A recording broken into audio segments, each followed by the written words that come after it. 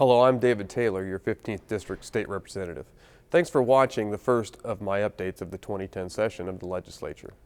We convene Monday, January 11th, and the session is scheduled to run 60 days, adjourning, if all goes according to plan, on Thursday, March 11th. However, it's safe to say that the session will likely take its place as one of the most difficult in state history. But with difficulties come opportunities to change how government operates.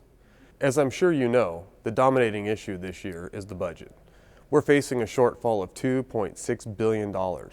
Revenue collections have dropped by $1.5 billion in the last year, and the state general fund revenues are not predicted to return to their 2008 peak until 2012.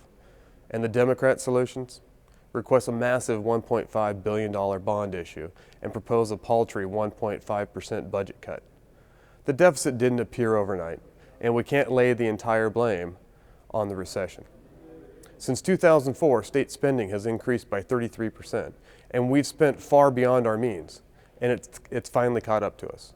In addition to prioritized spending and finding less costly ways for government to operate efficiently, the legislature needs to write a budget that doesn't raise taxes. Washington families and employers are struggling with the worst economy since the 1930s. We've lost over 170,000 private sector jobs since February 2008, including 7,000 in the 15th District.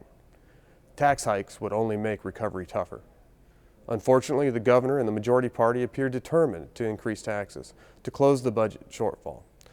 In fact, the governor's reported goal is $800 million in new taxes.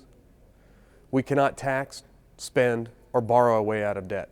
And I stand with my Republican colleagues in the belief that putting people back to work is the most responsible way to respond to the state's budget challenges.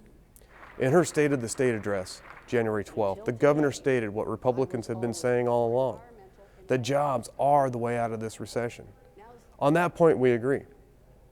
And it's a top priority for us to work to make our state's economic climate more competitive, to protect existing businesses, attract new employers, and family wage jobs to Washington. We'll have to make some very hard choices, and it will be a long and difficult process.